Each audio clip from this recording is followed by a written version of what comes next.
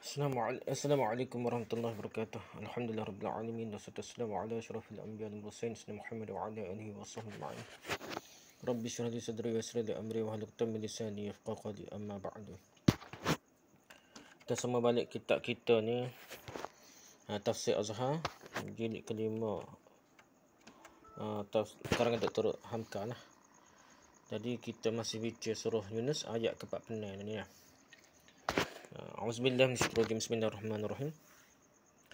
Wa imma nuriyannaka ba'da alladhi na'aduhum aw natawaffayannaka fa ilayna marji'uhum thumma Allahu shahidun 'ala ma yaf'alun.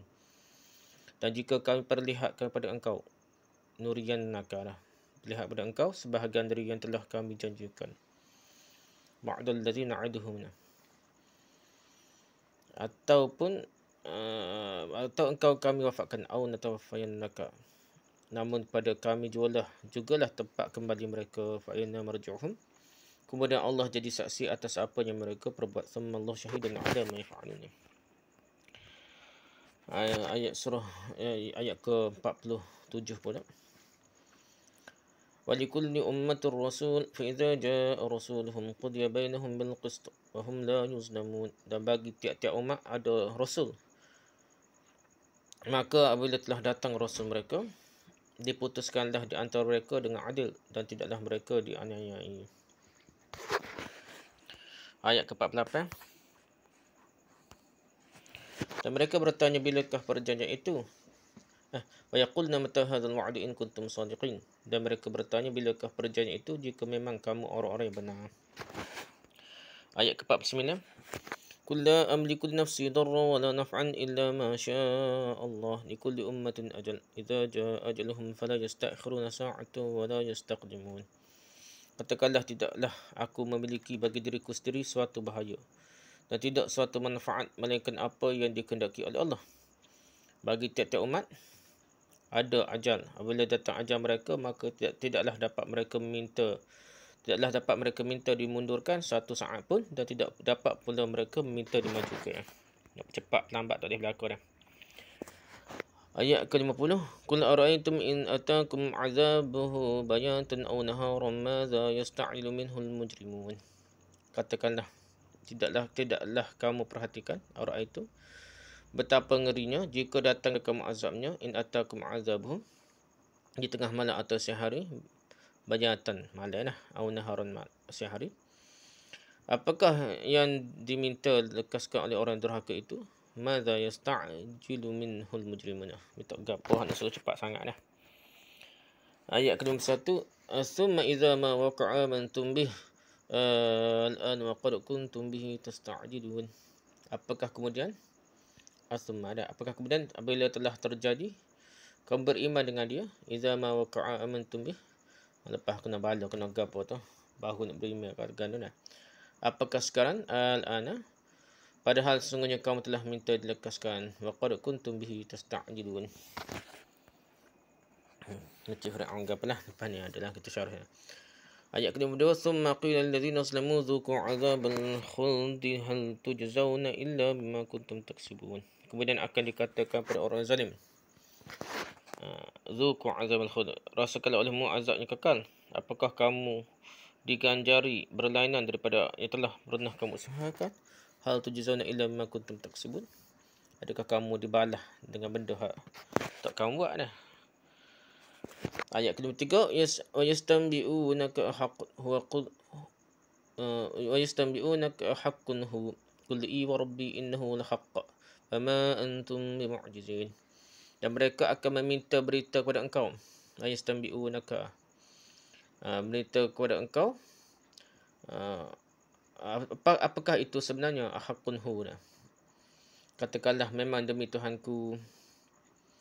Qul i wa rabbi, demi Tuhanku, sesungguhnya ia adalah sebenarnya, itu adalah sebenarnya, innahu lahaqqun, dan kamu tidak akan terlepas. Wa ma antum bimu'jizin. Ayat ke-54. Wala anna likulli nafsin zalamat ma fil ardi laftadat bih wa asarru nadamata lamma ra'u al-'adzab wa qudiya bainahum bil qist wa hum la yuzlamun. Dan walaupun anda kata ada bagi tiap-tiap jiwa yang zalim itu segala apa yang ada di bumi, laftadat bih, nescaya akan ditebusnya lah dengan dia laftadat bih. Dan mereka simpanlah perasa penyesalan tak kala mereka telah melihat azab. Asrun nadamata lamma ra'al azab. Dan diputuskanlah hukum dengan adil sedangkan mereka tidaklah dizalimi. Maqudiya bainahum bil qist wa hum la yuzlamun. Ayat ke-5. Ala inna lillahi ma fis samawati wal ard. Ala inna wa'dallahi haqqun walakin aktsaruhum la ya'lamun. Ketahuilah ala, sesungguhnya bagi Allah lah apa yang ada di semua langit dan bumi. Lillahi ma fis samawati wal ard. Ketahuilah sesungguhnya janji Allah adalah benar. Ala inna wa'dallahi haqqun. Akan tetapi kebanyakan dari mereka tidak mengetahui. Walakin aktsaruhum la ya'lamun. Ayat ke-56. Huwa yuhyi wa yumit wa ilaihi turja'un. Dialah yang menghidupkan dan dialah yang mematikan dan kepadanya lah kamu akan dikembalikan. Banyak ayat kita hari ni. Kadang-kadang kafir musyrikin Mekah itu lantaran kafirnya mengharap moga-moga Nabi kita Muhammad SAW lekas meninggal saja, sebab mereka menyangka bahawa segala celaan yang selalu dijatuhkan pada Nabi SAW kepada berhala, yang selalu dijatuhkan oleh Nabi SAW kepada berhala mereka, habis celah berhala mereka, dan kedustaan mereka akan terhenti apabila Muhammad telah mati. Itu harapan mereka dah. Dan pekerjaan mereka akan terus sebagai sedia kala juga. Terus ke lah syirik wa maksiat ke apa ni. Di akhir surah Taha, surah ke-20 ayat 135 sebelum ni diterangkan bahawa mereka itu menunggu, iaitu menunggu Nabi mati. Ayat itu mengatakan bahawa bukan sahaja mereka yang menunggu, namun semua orang pun menunggu-nunggulah pokok kafir dah. Dia tunggu itu bukan semata-mata maut, tetapi jelas nyata jalan yang benar dan lurus. Dia mati menapuk belakang dah, jadi hak mana betul, hak mana salah. Maka sekarang datang pula ayat ini bahawasanya Tuhan telah memastikan janjinya, iaitu bahawa kufur dan syirik itu tidaklah akan boleh bertahan lama, mereka mesti hancur juga. Jadi orang kafir nak tunggu Nabi mati. Dia tengok mereka mati, agama mereka hancur lebur. Dan jika kami perlihatkan pada engkau sebahagian dari yang telah kami janjikan pada mereka, atau engkau kami wafatkan. Awal ayat 4 dah. Artinya Tuhan telah menentukan dan sudah memastikan dalam sunnatullah bahawasanya kebaktian yang dipertahankan oleh musyrikin itu selama ini akan datang waktunya dan mesti hancur. Mungkin sebahagian dari kehancuran itu engkau lihat sendiri dengan mata kepala engkau, wahai utusanku. Dan mungkin juga engkau telah meninggal sebelum kehancuran pertahanan mereka itu terjadi. Namun kepada kami jugalah tempat kembali mereka. Artinya kehendak Tuhan pasti terjadi, baik waktu engkau hidup dan dapat engkau lihat atau engkau telah mati. Proses atau perkembangan kehendak Tuhan akan berjalan terus-menerus sebab urusan ini bukan bergantung pada Muhammad SAW Benda-benda ni, hidayah, petunjuk, azab, agapo semua tu dengan kehendak Allah, bagi kehendak Nabi Muhammad SAW adalah alat Tuhan utusan Tuhan buat menyampaikan agama bukan Tuhan ada ajaran batiniah ni, Muhammad Tuhan Nur Muhammad lah kepada. Meskipun dia wafat, kehendak Tuhan pasti berlaku dan mereka pun kalau Nabi mati pun Allah kata nak jadi agama dia, jadi betul lah. Dengan tangan lain ke apa. Yang pentingnya itu kehendak Allah. Dan mereka pun si musyrik itu akan mati pula dan akan bertanggungjawab pula di hadapan Tuhan. Kemudian Allah jadi saksi atas apa yang mereka perbuat. Ujung ayat 46. Meskipun Nabi SAW tidak ada lagi, Allah tetap ada. Di akhirat Tuhan akan tetap mempertimbangkan dan menilai amalan mereka. Yang kufur dan syirik akan tetap mendapat siksaan yang setimpal. Tak boleh nak lagi juga Kalau salah kau naik hidup senang pun seksa dia nyakit juga Dan bagi tiap-tiap umat ada rasul. Permulaan ayat 47. Hal ini diperingatkan oleh Tuhan bahawasanya rasul bukan hanya datang kepada umat yang sekarang saja atau umat Arab sebagai penyambut Muhammad yang pertama. Kemudian sampai sekarang menjadi suatu umat yang besar. Umat Muhammad yang menghuni seluruh pelosok dunia. Tuhan utus rasul-rasul itu sampai datang rasul terakhir Muhammad SAW. Maka apabila telah datang rasul mereka, yang rasul itu telah menyampaikan dakwah dan tabligh kepada umat yang didatanginya, itu membawa basyir, berita gembira, dan nazir, ancaman. Berita gembira dan ancaman, tuntunan syarat, syariat dan ibadah menurut zaman dan tempat. Maka berdirilah hujah pada umat itu. Artinya tidaklah dapat lagi umat yang didatangi itu mencari dalih buat melanggar kebenaran Tuhan. Benda-benda kebenaran daripada Tuhan diputuskanlah di antara mereka dengan adil. Berlakulah hukum keadilan Tuhan, yang berbuat baik mendapat balasan baik, bahkan berlipat kali ganda lah. Siapa 10 kali ganda, siapa 700 kali ganda kebaikan.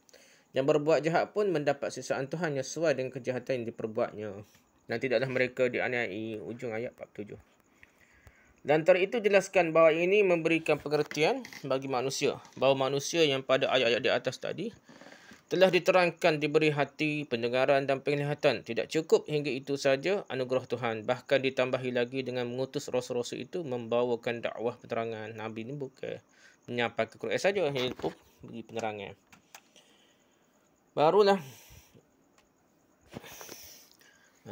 Barulah buruk dan baik amal manusia mendapat penilaian. Tidaklah datang saja siksaan ditimpakan pada seseorang yang berdosa, melainkan peringatan Rasul didatangkan terlebih dahulu. Ada step kita kata dah. Ada berita, ada amaran. Dan mereka bertanya, bilakah perjanjian itu? Kamu orang yang benar. Ayat 48. Tiap-tiap Rasul yang datang diutus Tuhan, pokok ajaran mereka dapat disimpulkan pada tiga perkara dah. Dasar dah. Pokok ajaran Nabi-Nabi dah. Pertama, percaya pada Allah dengan cara tauhid. Nombor 1, tauhid dah. Yang kedua, percaya akan hari perjanjian atau hari kiamat, itulah. Yang ketiga, supaya manusia beriman dan beramal soleh. Untuk persiapan menempuh hari yang akan datang itu, nama hari itu pasti datang. Kadang-kadang bertanyalah kaum musyrikin itu kepada Rasul, kalau memang ada hari perjanjian itu, bilakah akan terjadinya hari kiamat? Bilakah akan datangnya? Kalau kamu, wahai Muhammad, dan orang beriman kepadamu memang percaya akan adanya hari perjanjian itu, hari kiamat pada mahsyar dah. Timbangan mizan dah. Setiap sirat macam-macam kita percaya dah. Nescaya kamu dapat menerangkan pada kami bila akan terjadinya. Tetapi kalau kamu tidak dapat menerangkannya, tandanya kamu bukan orang yang benar. Itu orang. Itulah yang ancam debat lain ni. Jadi Nabi ni penuh dengan perdebatan dengan kafir. Ada kata tak debat berakhir menjadi tak ada lah. Nabi penuh dengan debat dengan kafir. Nabi SAW disuruh menjawab pertanyaan itu, katakanlah, tidaklah aku memiliki bagi diriku sendiri suatu bahaya dan tidak suatu manfaat. Nabi ni bukan Tuhan dah, bukan diberi mandat ke Tuhan dah. Nabi diri sendiri dia pun tak tahu bahaya, tak boleh elak bahaya, tak boleh nak ambil manfaat, tapi izin Allah dah. Tidak satu manfaat melainkan apa yang dikehendaki oleh Allah sahaja dah. Kakak Pak sini atas kehendak Nabi sendiri bila tentu berjadi dah. Dia dengan izin Allah belaka baru jadi. Di sini disuruh menyatakan pada musyrikin itu terus terang bahawa sedangkan mengelakkan diri dari bahaya atau hendak mencapai suatu manfaat untuk diriku sendiri, tidaklah ada kuasa aku. Nabi sendiri kata aku nak cari manfaat, mudarat dan manfaat untuk diriku sendiri pun tak ada kuasa. Sebab itu adalah semata-mata hak Allah SWT sahaja. Apatah lagi akan mengetahui detik saat ketika bila akan terjadi kiamat lagilah Nabi tak tahu dah. Maka seluruh pengelakan dari bahaya dan seluruh manfaat yang akan diraih dan seluruh ilmu tentang jangka waktu yang ghaib adalah hak Allah semata-mata. Yang aku ketahui pasti hanyalah bahawa segala yang berpangkal mestilah berakhir dan yang kekal hanyalah Allah. Bagi tiap-tiap umat ada ajal. Apabila datang ajal mereka, maka tidaklah dapat mereka minta dimundurkan satu saat pun. Dan tidak dapat mereka minta dimajukan. Ujung ayat 49. Segala umat ada ajal, ada janji, ada masa suatu umat lahir dan tumbuh, dan ada masa naik, dan akan tiba pula masa jatuh dan hancur. Tidak ada umat yang kekal abadi di dunia ini sejak dunia terkembang sampailah dunia kiamat. Masa naiknya tidak dapat dihalang-halangi oleh sesiapa pun dan masa runtuhnya pun begitu. Ilmu sosiologi dan filsafat sejarah pun mengakui yang demikian itu. Ibn Khaldun menyebut tentang masa mulai tumbuh, masa berkembang, masa mendatar dan mempertahankan yang ada, dan masa menurun. Lalu masa hancur ada berlaku dah. Jadi kehidupan kita ada naik turun dah. Kerajaan Islam pun ada naik turun dah.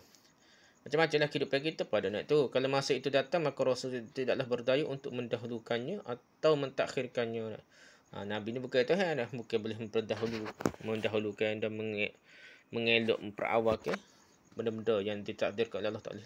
Sebab itu adalah hak Allah semata-mata. Islam ini pun bukan dengan kehendak Nabi lah. Kehendak Allah sendiri menang. Kalau kalah ke apa dengan izin Allah.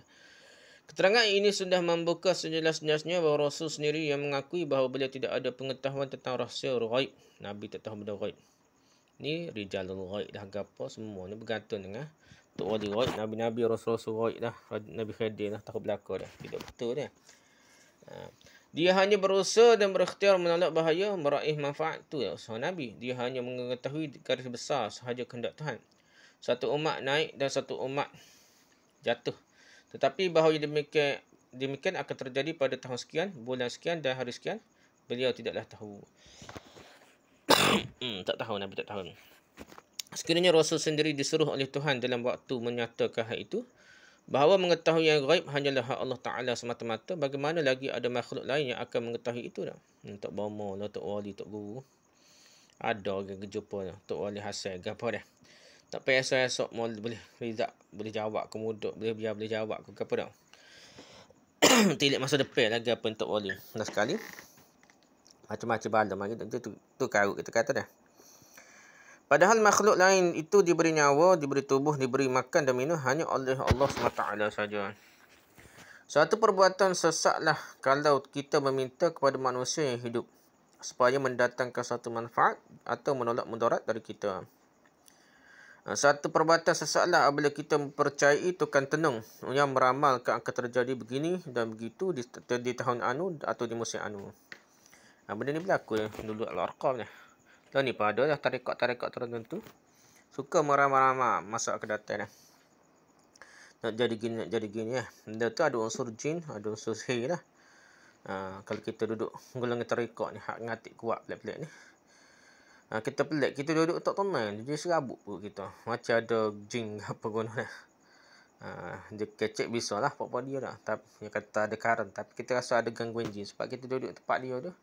Pokok dia buah apa dia, kita berasa macam ada lain lah. Pasal diri belum lama lah. Dan lebih tersesat lagi apabila meminta tolong kepada orang yang telah mati atau kepada kuburannya. Tu lagi teruk lah. Sedangkan Nabi Muhammad SAW sendiri di kala hidupnya telah menyatakan bahawa dia tidak berkuasa, tidak ada kuasa. Hanya Tuhan yang kuasa. Betapa lagi kalau kita minta kepada orang yang telah mati lagi lah tak ada kuasa. Mungkin kau kuat. Ni pokok sufi, pokok tarekat setengah tu. Yang melampau-lampau tu mereka anggap apabila Tok Guru mati, Tok Wali mati ataupun Nabi mati, semakin berkuasa lah. Boleh menggalang ganti kerja Tuhan. Boleh mengambil madak ke Tuhan lah. Minta hajat tak perlu minta Tuhan. Tuhan ni pun jauh tak dengar. Roh Tok Wali tu, Wali Nawabah ke sebagainya, menjadi lebih berkuasa lah. Terima mandat ke Tuhan. Itu karut lah. Menulis Imam Syaukani dalam kitab dalam tafsirnya Fathul Qadir, Imam Syaukani, dan disalingkan juga oleh muridnya Hasan Khan Bahadur dalam tafsirnya Fathul Bayan. Ni anak murid dia dah. Siddiq Hasan Khan ni raja nak beratus-ratus kitab tulis juga hebat-hebat. Jadi Tok Guru dia Imam Syaukani tafsir dia Fathul Qadir, anak murid pun tulis kitab juga, tafsir juga Fathul Bayan. Demikian kata apa? Di dalam ayat ini terkandulah besar-besar pengajaran dan sepuas-puas peringatan kepada orang yang telah menjadi kebiasaannya dan kesukaannya menyeru nama Rasulullah SAW. Ini pengajaran peringatan penting lah. Orang minta Nabi ni, minta hajat Nabi. Dan minta pertolongan kepadanya seketika turun kepadanya suatu bala bencana. Gapa-gapa bala bencana minta tolong dengan Nabi ni. Yang tidak ada yang berkuasa menghindarkan bencana itu selain daripada Allah sendiri sahaja. Benda gaib ni hanya Allah sahaja. Dia tolong ni. Demikian juga orang yang memohon kepada Rasulullah SAW suatu hal yang Rasul sendiri tidak ada upaya menghasilkannya selain hanya Allah. Benda ni berjadi di India. Pakistan kuat lah ni. Berelui lah ke apa dah. Kali kita pergi Mekah tak ada. Duduk jauh lah, duduk dekat dengan timbuk pun. Jauh nampak mengadap semaya, bukan mengadap ke sebelah, mengadap ke kubur Nabi dah. Benda-benda gini lah. Kerana sungguhnya itu adalah maqam kedudukan Rabbul Alamin. Nak tunah hajat ni. Yang telah menjadikan Nabi dan orang soleh itu dan menjadikan sekalian makhluk dan memberi rezeki dan menghidupkan mereka dan mematikan mereka. Yang berkuasa sungguhnya. Maqam itulah Tuhan lah. Itu kedudukan Tuhan saja boleh beri rezeki, tolak bala, beri manfaat mudarat, tunah hajat ni. Bagaimana dia meminta kepada seorang dari Nabi-Nabi atau seorang dari antara mereka ataupun seorang di antara orang soleh, Tok Wali. Padahal semuanya itu tidak upaya memberi dan mengabulkannya dan tidak berkuasa apa-apa pun, sedikit pun tidak ada kuasa. Syafaat pun dengan izin Allah. Minta nak Allah supaya Nabi boleh bersyafaat kita, bukan minta Nabi. Seraya mereka tinggalkan memohon langsung kepada Rabbul Arbab, Tuhan dari segala penguasa, yang menciptakan segala sesuatu, yang memberi rezeki, yang memberi dan yang menahan. Jadi Allah lah Maha berkuasa, Maha mendengar, lebih cepat mendengar daripada tak wali, lebih cepat mengabulkan daripada tak wali. Allah lah Maha berkuasa. Kenapa perlu kepada perantara? Ni anggap Tuhan ni bodoh macam raja dah. Ni masalah. Patutlah ayat ini menjadi ajaran bagimu. Perhatikanlah sesungguhnya penghulu dari sekalian anak Adam dan penutup dari sekalian Rasul telah diperintahkan oleh Tuhan menyampaikan pada sekalian hamba Tuhan bahawasanya aku tidaklah memiliki bagi diriku sendiri suatu bahaya dan tidak suatu manfaat sedikit pun. Nabi kata gitulah. Kalau Tuhan telah menyuruh menjelaskan yang demikian pada Rasulnya sendiri, bagaimana pula yang lain akan dapat memilikinya? Nabi sendiri pun tak ada hak nak tunai hajat ke apa dah. Allah sahaja Maha berkuasa. Tiba-tiba tak wali ke apa nak ngaku ya boleh tunai hajat dah. Kaguk lah dah cerita Syekh Abdul Qadir Jani banyak dah. Cerita tak wali lain dah. Habis tertentu dah tunai hajat. Kaguk berlaku dah. Heranlah kita terhadap kaum yang duduk tekun iktikaf di hadapan kubur orang yang telah mati, yang telah bergeliman di bawah lapisan tanah. Mereka meminta kepadanya apa yang mereka hajatkan, yang tidak kuasa memberikannya kecuali hanya Allah sahaja. Perangai orang gitulah dah. Kubur keramat, telaga keramat. Masalah ni jadi ada lah. Jadi tak nyabik ke doa dia dah. Daripada 1000 so jadi lah. Kononnya. Tapi tak cerita habis sahak satu dah. Sehingga orang pun terpengaruh dah. Sehingga orang pakat gila. Telaga keramat tu ke kubur keramat dah. Tok wali tu lah minta hajat. Tu nombor ekor ambil kubur gitulah. Ada kata minta nombor ekor yang syirik. Minta hajat ke apa syirik berlaku lah. Sebabnya dia tu makhluk bukan Tuhan. Mengapa mereka tidak sedar bahawa mereka telah terjerumus ke dalam syirik dan tidak insaf bahawa mereka telah mengerjakan suatu tangan sama sekali dengan isi makna kalimah la ilaha illallah. Dan maksud dari kul huwallahu ahad. Jadi bertentangan tu. Sebab itu tariqat gapo ni tak. Dia tak suka ngaji tafsir. Ngaji tafsir ni tak ada cara lain untuk gomo kepada sufi tariqat yang melampau ni tak. Sufi yang melampau, tariqat melampau. Yang menentang syirik kuat-kuat. Dan lebih mengherankan kita lagi ialah segala perbuatan ini dilihat oleh orang yang berilmu. Lalu mereka biarkan saja, tidak mereka cegah dan tidak mereka bendung orang-orang bodoh itu yang telah hanyut kembali ke dalam jahiliyah yang pertama, bahkan lebih jahat lagi. Gitulah nak fahamkan ayat dah. Kerana orang jahiliyah dulu itu tetap mengaku bahawa Allah sahajalah yang Khalik, yang Maha Pencipta. Dialah yang memberikan rezeki. Dia yang menghidupkan, dia yang mematikan, dia sahaja yang berkuasa memberi mudarat dan dia sahaja memberikan manfaat. Mereka hanya semata-mata menjadikan berhala-berhala mereka itu sebagai syafaat pembela di sisi Allah. Jadi orang tengah. Jadi seolah-olah Allah tak dengar. Jadi tak wali tu, qayak kata wali, tak wali minta ke Tuhan dah. Tu syirik dah setakat dah. Kalau kita tengok syafaat tu dah syirik mengikut ayat Quran dah. Walaupun ada kata khilaf ke apa dah. Kalau kita ikut itu syafaat tu dia minta syafaat dengan minta wali, tak wali tu akan minta dengan Tuhan pula. Konsep gitu dah. Tu perkira syirik dah. Tambah lagi minta dengan Tuhan terus dah. Minta dengan tak wali terus. Tak sebutnya Allah dah. Dan pendekat di antara mereka dengan Allah tu orang kafir dulu dah. Sedangkan pemuja-pemuja kubur sekarang ini menganggap orang yang telah dalam tanah itu mempunyai kuasa memberi mudarat dan manfaat. Yang anggap tak wali jadi wali naubah, wali abda, Ghaus dia panggil dia, tempat minta hajat. Benda-benda tu syirik yang besar lah. Kadang-kadang mereka seru namanya tunggal. Kadang-kadang namanya diseru dan diserentakkan dengan menyebut nama Allah. Ada setengah tu sebut juga nama Allah. Tapi sebut juga nama tak wali dia. Serentak dia. Jikalau engkau fahami betapa jahatnya pendengaran ini. Semoga-moga Allah tetaplah menolong agamanya dan membersihkan syariatnya, sebab syaitan yang terkutuk itu telah memperalat cara-cara yang dipakai mereka ini untuk membawa jadi kafir umat yang diberkati Allah ini. Jadi syaitan tipu-tipu daya, tok wali, tok guru ke apa, sehingga anggap benda tu mudah, benda tu tak ada apa-apa, tidak syirik. Sedangkan benda tu syirik. Senang hati syaitan melihatnya kebodohan manusia, suka syaitan dah. Sebab mereka sendiri menyangka bahawa perbuatan mereka itu adalah baik. Orang puja kubur ni, dia kata tok guru, tok alim ni, dia pun anggap baik dah. Innalillahi wa inna ilaihi raji'un. Dari Allah lah kita datang, daripada Allah lah kita kembali dah. Dah. Sedih ni. Sekian Asy-Syaukani dalam kitab Fathul Qadirnya. Kadang-kadang iman kita diuji di dalam menegakkan keyakinan. Dah. Tu Imam Asy-Syaukani dulu bukan Wahabi dah. Awal lagi pada Wahabi dah. Begitu dah telah menentang untuk mudah ni. Kesyirikan lah. Kadang-kadang iman kita diuji dalam menegakkan keyakinan yang ditanamkan oleh Nabi SAW. Itu bahawa beliau sendiri pun tidak berkuasa mendatangkan mudarat ataupun manfaat sedikit pun.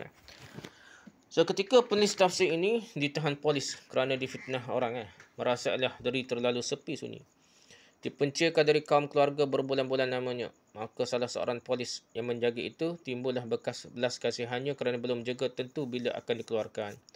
Dia menyatakan bahawa dia bersedia menolong. Dia akan pergi menemui seorang dukun yang sangat mahir dan mujarab. Jumpa tak bomoh pula dah. Yang telah banyak menolong orang yang sengsara, maka saya fikirkan apakah kekurangan daku daripada dukun itu? Bezaman hebat benar tak bomoh dah. Aku tetap mengerjakan sembahyang 5 waktu.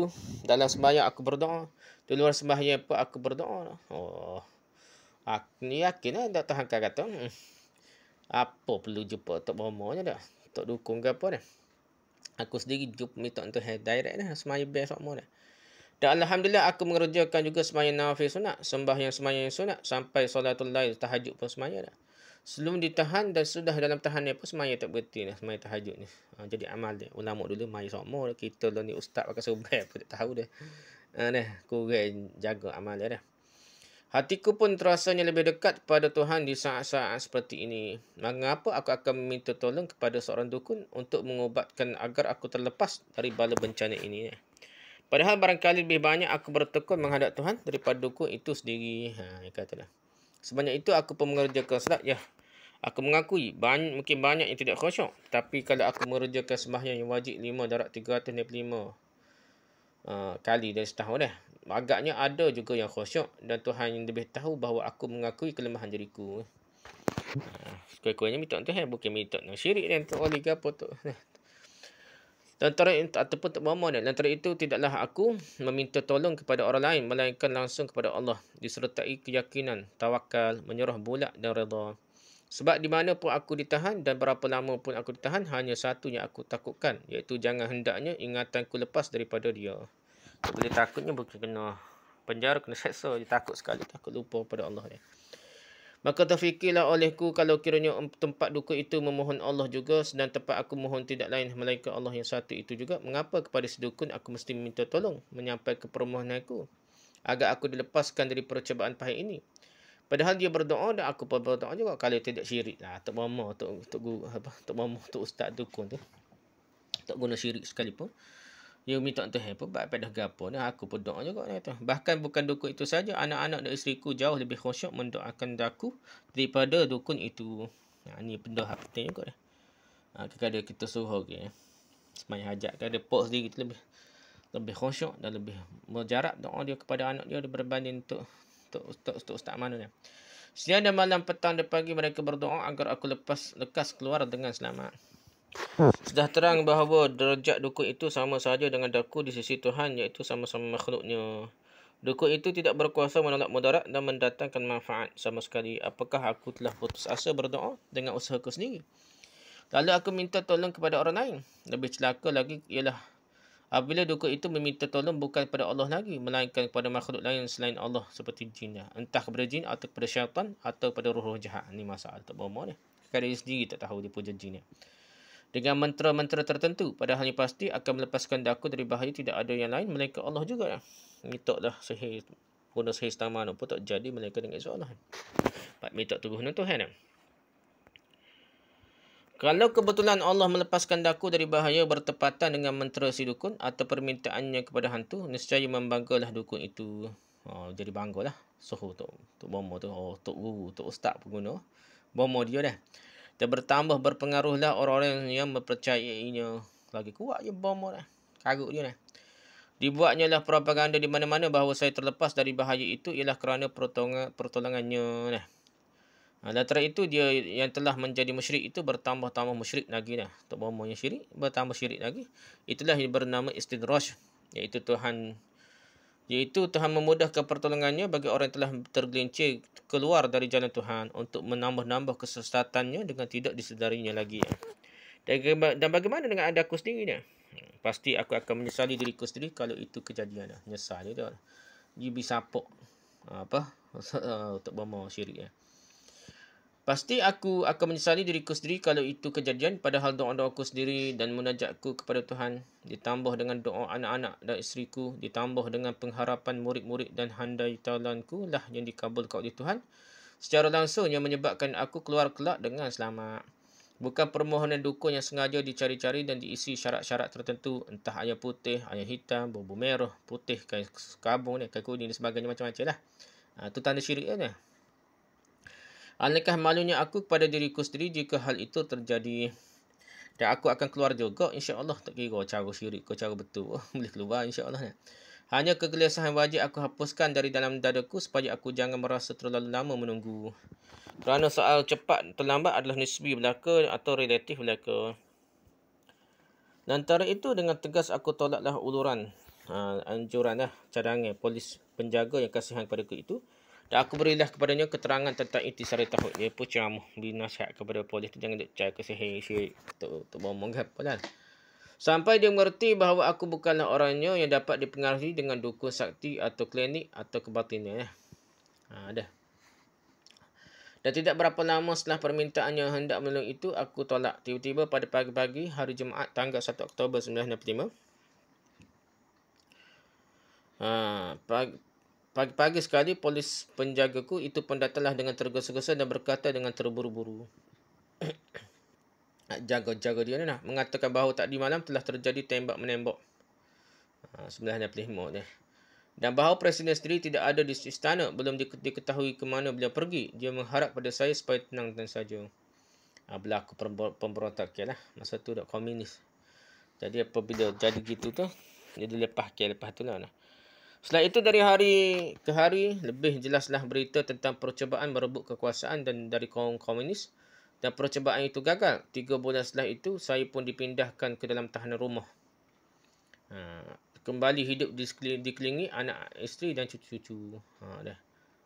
Lepas tu dia pun lepas ada pemberontakan dia pindah dah. 2 bulan setelah itu dilapangkanlah tahanan menjadi tahanan kota dah. Boleh gerak lah, bukan duduk dalam rumah saja. Kian sehari keamanan kian pulih. Dan akhirnya dari teman-teman yang kembali dari mengerjakan haji, di antaranya Al-Ustaz B. Arifin. Ada buku dia ni. Suhu dia ni. Ustaz B. Arifin di Surabaya, saya mendengar berita yang amat mengharukan saya. Iaitu bahawa beratus-ratus jemaah haji dari Indonesia, baik seketika tawaf sekeliling Kaabah atau seketika wukuf di Arafah, telah bersama-sama mendoakan agar saya dan beberapa teman perjuangan Islam yang lain yang sama ditahan oleh pemerintah Soekarno dibebaskan Tuhan kiranya dan keluar dengan selamat untuk melanjutkan jihad menegakkan cita-cita Islam. Jadi Ustaz B. Arifin tu jumpa dia royak lah. Dia bebas-bebas ni bukan tu saja dia, masa tu naik kapal kali ni. Tak tahulah, tapi nak buat dia royak. Pakat doa belaka haji di Mekah ni beratus-ratus orang supaya apa? Dr. Hamka ni dilepaskan daripada penjara lah oleh Soekarno masa tu dia. Lepas tu berlaku pemberontakan pun jatuh. Soekarno dia zoli-zoli. Dia jatuh. Apakah satu kebetulan? Saya tanya. Tidak ada yang kebetulan pada ketentuan Allah. Semua tu bukan kebetulan. Semua tu memang Allah nak jadi gitu dah. Tanggal 9 Zulhijjah 1345, buat mereka wukuf sambil munajat memohonkan agar kami lepas dari penganiayaan ini. Dan pada tanggal 10 Zulhijjah, besoknya pada hari Nahar atau Aidul Adha, saya telah jadi imam sembahyang hari raya Aidul Adha di lapangan Masjid Agung Al-Azhar. Dalam status tahanan kota dan sebelum sesudah itu bebas sama sekali. 26 Mei 1926. Jadi 9 Zulhijjah tu bukan Arafah pakai doa. 10 Zulhijjah tu dia boleh jadi imam dah. Boleh jadi imam di masjid lain, masjid luar jauh daripada rumah dia. Kota lah, sebandar dia tu boleh jadi masjid bandar ni. Masjid Agung Azhar tu lah kata dia. Banyaklah yang patut saya syukurkan pada Allah, dan di antara yang sangat saya syukuri itu ialah saya menolak dengan tegas huluran tangan polis yang jujur tetapi jahil itu buat meminta tolong kepada dukun. Alhamdulillah dia tak terpengaruh ya. Tok guru apa kata dia? Alah, penamata terpengaruh ke kata dia. Pitih ke dunia ke sihir ke apa. Kalau itu terjadi, menjadi cacatlah pertolongan kawan-kawan, taulan-taulan, sahabat-sahabat, murid-murid yang bermunajat memohonkan agar kami dibebaskan Tuhan sedang mereka wukuf di padang Arafah itu. Cacat ada. Kita kena sabar, insya-Allah. Khianat kita atas jauh. Kau gapo pun sabar dah. Lanjutan tafsir kata-kata tidaklah kamu perhatikan pangkal ayat awal ayat 50. Betapa mengerinya jika datang pada kamu azabnya di tengah-tengah malam atau di siang hari. Artinya katakanlah olehmu wahai utusanku kepada mereka sebab mereka telah menentang. Meminta azab itu disegerakan datangnya. Kalau permintaan itu dikabulkan sehingga datang azab itu tiba-tiba. Baik di waktu malam sedangkan kamu tidur nyenyak atau di siang hari ketika kamu sibuk dalam urusan kehidupanmu sehari-hari. Bagimanalah ngerinya dan dahsyatnya hal itu. Apakah yang diminta lekaskan oleh orang yang derhaka itu? Hujung ayat 56. Yang mereka minta segera itu sanggup Tuhan mengabulkannya. Dan amatlah ngeri kalau itu terjadi sebenarnya dah. Kalau azab itu datang malam, kamu akan musnah semuanya sedangkan nak tidur. Tua dan muda, lelaki-lelaki dan perempuan, anak-anak yang tidak bersalah pun akan menjadi korban semua sekali. Kalau dia terjadi siang hari, kamu pun akan musnah dalam kebingungan juga. Janganlah hal itu dipermainkan. Janganlah sikap syirik dan kufur sampai membawa kepada menentang Tuhan. Nak balas Tuhan. Kerana yang akan celaka ialah dirimu sendiri. Apakah kemudian apabila telah terjadi kamu beriman dengan dia? Pangkal ayat 51. Kamu tentang Tuhan. Melawan Tuhan lah. Minta diturunkan azab.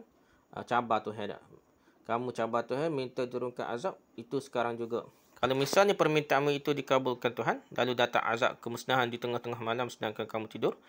Atau di tengah hari sedangkan kamu sibuk. Apakah di saat itu baru kamu akan beriman? Apakah sekarang baru beriman? Setelah rumah-rumahmu hancur lebu, kaum keluargamu habis mati dan negerimu hancur lebu kerana azab. Di saat itukah kamu hendak beriman? Apakah arti iman kalau sudah saat yang sedemikian tersebut? Padahal iman itu ialah untuk pegangan hidup, untuk beramal yang soleh, untuk hidup damai. Aman damai dengan sesama manusia di samping berbakti takwa kepada Allah. Apakah artinya lagi iman pada waktu itu, pada waktu habis hancur lebu rumah dah. Mati habis anak pinak dah. Padahal sesungguhnya kamu telah minta dilekaskan. Hujung ayat 61. Sungguhlah ayat ini menjadi teguran yang keras sekali kepada musyrikin yang sombong mempertahankan pendiriannya itu sampai menentang Rasul agar didatangkan azab itu dengan segera. Padahal kalau azab itu datang, di waktu itulah mereka akan kocak-kacir. Menjadi manusia yang sangat hina, lari, mengadu kepada Tuhan, meminta tolong dilepaskan daripada azab. Tidak akan ada yang akan tetap bertahan dalam kesombongannya dalam saat yang sangat-sangat dahsyat dan mengerikan itu. Bahkan orang kufur itulah yang lebih kelihatan kecil kerdil jiwanya di saat seperti demikian. Pakak nyesal, pakak sedihnya lah. Kemudian akan dikatakan pada orang yang zalim itu, rasakanlah olehmu azab yang kekal. Pangkat ayat 52. Azab melalui dua gelombang. Itu azab kemusnahan di atas dunia sebagaimana telah dirasai oleh kaum-kaum dan umat Nabi-Nabi terdahulu. Atau azab kehinaan yang menimpa Quraisy di dalam peperangan Badar. Atau azab keruntuhan suatu negeri. Hina sesudah mulia, terjajah sudah merdeka kerana nilai-nilai budi tidak ada lagi dalam negeri itu. Sehingga mudah dimasuki oleh musuh dari luar. Azab begitu pun datang juga kepada seseorang. Kepada orang seorang lah. Misalnya mati dengan tiba-tiba, kata kena habis keluarga dia, kena dia seorang lah. Mati dengan tiba-tiba di saat hati sedang terikat teguh dengan kepada dunia. Atau jatuh dari pangkat jabatan yang dimegahkannya selama ini. Pada saat-saat yang tidak disangka-sangkanya, gelombang azab yang kedua ialah azab yang kekal di akhirat. Ini lagi dahsyat lah. Azab neraka sebagai balasan daripada amalan-amalan jahat yang diperbuat masa di dunia. Dan azab itu tidaklah lebih daripada patut. Apakah kamu diganjari berlainan daripada apa yang telah pernah kamu usahakan? Adakah benda hak Tuhan balas kamu ni pada-pada kau? Sedang molek dengan amal kamu dah. Maka jikalau kamu kelak diazab kekal dalam neraka, hal demikian itu tidak lebih dan tidak kurang. Sedang molek lah. Adalah balasan yang wajar daripada bekas usahamu sendiri di kala hidup di dunia dahulu. Kalau perbuatan di kala hidup hanya banyak yang jahat, zalim aniaya, baik kepada orang lain atau kepada diri sendiri, fasad, mengusuk yang selesai, menyengeruhkan jernih, membuat contoh teladan yang buruk, dan kufur kepada Allah dan tidak mahu surut melangkah kepada kebenaran, pertahankan ego dah. Maka segala azab sesaan yang diterimanya bukanlah aniaya, bukanlah zalim sewenang-wenang dari Allah, melainkan yang bersangkutan sendirilah yang telah memilihnya cara jahat tu. Tidak ada aniaya ini sebab peringatan Allah sudah selengkapnya disampaikan lebih dahulu dengan perantaraan Rasul. Kalau seorang timpa penyakit berbahaya kerana dia melampaui pantang, ikut partai-partai doktor ajak, tak bidak ajak, tidak mengendahkan nasihat orang, Seumpama seorang pemuda yang timpa penyakit sipilis, sesudah sampai tembus-tembus alat kelaminnya oleh hama kuman sipilis misalnya, janganlah orang lain disalahkan. Dan jangan Tuhan Allah yang tuduh kejam, melainkan dia yang ditimpa penyakit itulah yang harus disalahkan. Sebab dia yang telah salah pilih. Kecuali kalau Tuhan tidak memperingatkan lebih dahulu. Dan mereka akan meminta berita kepada engkau. Apakah itu sebenarnya? Pangkat ayat, permulaan ayat 53. Maka di antara kaum musyrikin itu ada yang akan meminta keterangan lebih jelas tentang berita itu, iaitu bahawa Allah Maha Kuasa mendatangkan azab dengan tiba-tiba, baik tengah malam atau tengah hari tepat, atau kelak di akhirat pun akan timpakan azab yang kekal. Mereka itu selama ini menjadi kafir atau musyrik kerana belum mendapat keterangan yang jelas dan sesungguhnya. Orang seperti ini kalau mendapat keterangan yang jelas dan jujur, boleh kembali kepada jalan yang benar. Apatah lagi banyak pula di kalangan mereka yang mengakui bahawa Muhammad itu bukanlah seorang yang pendusta sejak dia sebelum menjadi Rasul lagi. Sekarang mereka bertanya, apakah hal-hal yang seperti itu benar-benar boleh terjadi? Katakanlah memang. Demi Tuhanku, sungguhnya itu adalah sebenar-benarnya. Artinya dengan nama Allah, aku bersumpah. Dan aku tidaklah bercakap dusta kepada kamu. Tidak ada faedahnya bahawa hal yang sedahsyat ini akan aku katakan sambil berolok-olok, bermain-main terhadap kamu. Benda serius ni bukan gua bewak ni. Kalau kamu masih saja berlarut-larutan dalam kekafiran, malahan menentang lagi kepada Tuhan, mencabar Tuhan lagi, agar cepat mendatangkan azab, maka azab itu akan tiba. Dan kamu tidaklah akan terlepas. Hujung ayat 53. Artinya tidaklah ada bumi lain tempat kamu lari menyembunyikan diri atau mengelak dari kehendak Tuhan itu. Siapakah orangnya yang dapat mengelakkan diri daripada maut? Ayat ini menunjukkan bahawasanya setengah manusia ada yang masih kafir kerana belum mendapat keterangan yang jelas. Padahal hatinya jujur dan sudi mendengar dan menerima kebenaran. Sekali dia bertanya secara jujur, lalu dijawab secara tegas dan jujur pula, masuklah itu ke dalam hatinya, masuklah iman dah. Contohnya ialah sebuah hadis diriwayatkan oleh Imam Ahmad, Bukhari, Muslim dan beberapa ahli hadis yang lain. Yang mereka terima dari riwayat Anas bin Malik bahawa di satu hari sedangkan Rasulullah SAW duduk di hadapan oleh sahabat-sahabat, dihadapi oleh sahabat-sahabat beliau dalam masjid. Tiba-tiba datanglah seorang lelaki mengendarai unta. Tiba-tiba unta itu dibawanya masuk ke dalam perkarangan masjid dan diikatkannya. Lalu dia masuk. Sesampai dalam masjid itu dia bertanya, siapa di antara tuan-tuan ini yang bernama Muhammad? Lalu kami menjawab, orang yang putih tengah bersandar ini. Apakah anak Abdul Muttalib? Tanyanya pula. Telah aku jawab. Sambut Nabi SAW. Maka orang itu pun meneruskan perkataannya, aku hendak bertanya tapi caraku bertanya agak kasar. Aku harap engkau janganlah kecil hati. Tanyakanlah apa yang terasa di hatimu, jawab Nabi SAW. Aku hendak bertanya demi Tuhan dan Tuhan dari orang-orang yang sebelum engkau, apakah Allah yang mengutus engkau kepada sekalian manusia? Allahumma benar, jawab Nabi. Aku hendak bertanya pada engkau dengan nama Allah. Allah itukah yang memerintahkan engkau menyuruhkan kami sembahyang 5 waktu setiap hari setiap malam? Nabi menjawab, ya Allah benar. Ya. Aku bertanya lagi kepada engkau dengan nama Allah. Allah itukah yang menyuruh engkau merintah kepada kami supaya puasa 1 bulan 13 tahun? Bulan Ramadan lah. Dia menjawab, ya Allah benar. Aku bertanya lagi kepada engkau dengan nama Allah. Allah itu jugakah yang memerintahkan engkau mengambil harta zakat dari orang kaya di kalangan kamu, lalu membahagi-bahagikannya kepada orang yang fakir kami? Nabi SAW menjawab, ya Allah benar. Setelah menerima segala penjawapan yang tegas dari pertanyaan yang dia sendiri mengakui, iaitu agak kasar, dia pun berkata, sekarang aku nyatakan bahawa aku percaya kepada segala perintah yang engkau bawa itu. Iman bin Sabah.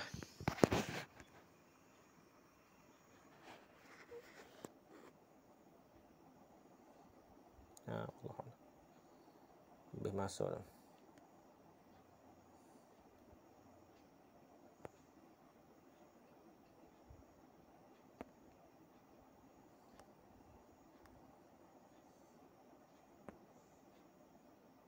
Ada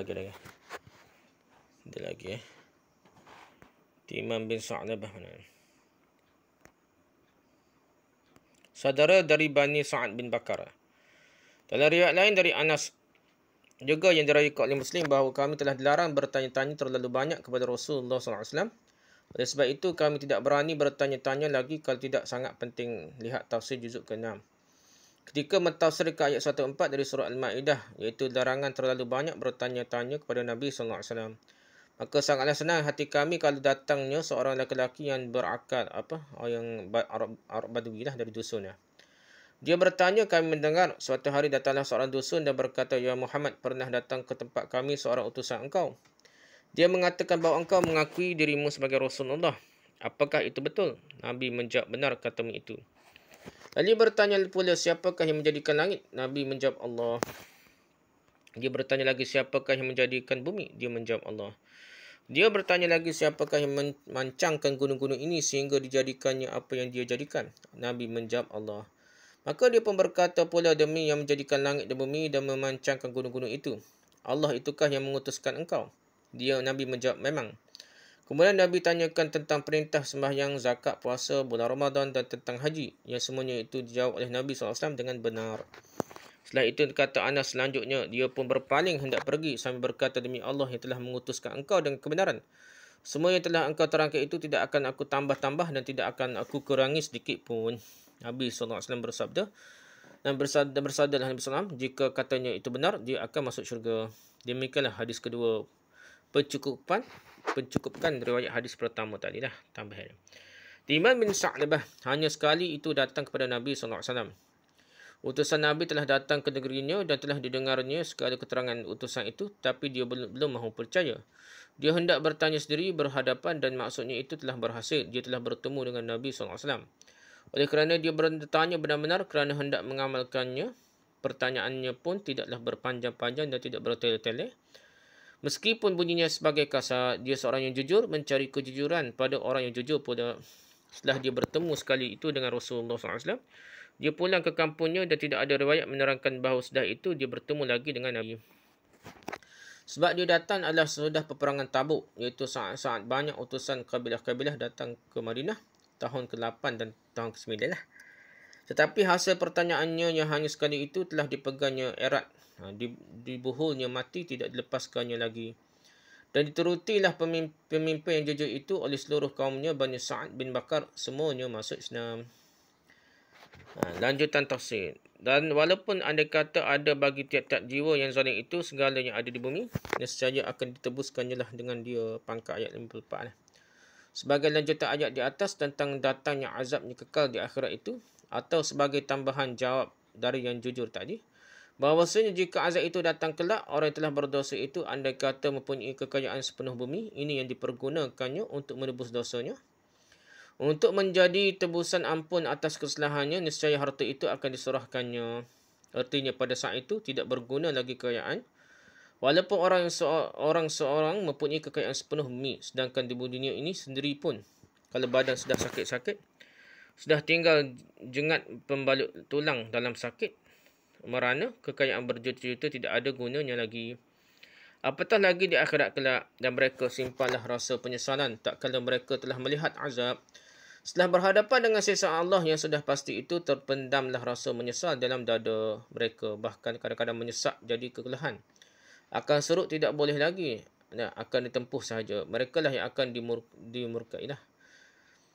Fikir dahulu pendapatan sesal kemudian tidak berguna dan diputuskanlah hukuman dengan adil. Iaitu sudah penyelidikan dan pertimbangan yang mendalam melihat berkas perkara yang jelas dan lengkapnya. Sebesar biji sawi pun tidak ada yang ketinggalan. Lalu dikeluarkanlah keputusan Tuhan seadil-adilnya, sedangkan mereka tidaklah dianiayai. Hujung ayat 54. Tidak mungkin atau mustahil hukum itu akan dijatuhkan Allah dengan zalim. Sebab hukum zalim hanya terdapat di dalam dunia ini oleh manusia kepada manusia. Kerana pihak yang menzalimi ada kepentingan dengan kezaliman itu. Di atas dunia ini, dua orang penjahat boleh berhadap-hadapan. Sedangkan yang seorang berpakaian orang rantai kerana dia pesakitan. Kena rata tak? Tertuduh mencuri ayam dan yang seorang lagi penjahat juga, tapi berpakaian jaksa penuduh. Kerana kejahatannya menyalahgunakan kuasaan dalam lapangan lain. Orang besar lah, orang besar.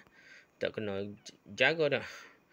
Macam-macam belik ni. Orang kapal dah ni curi ke apa. Masuk jaga mudah lah.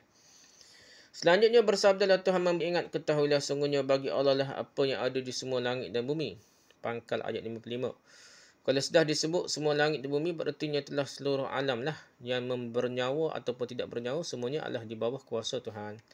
Supaya ingatlah tiap-tiap orang bahawa kekuasaan mutlak adalah pada Tuhan dan dia bertanggungjawab di hadapan Tuhan.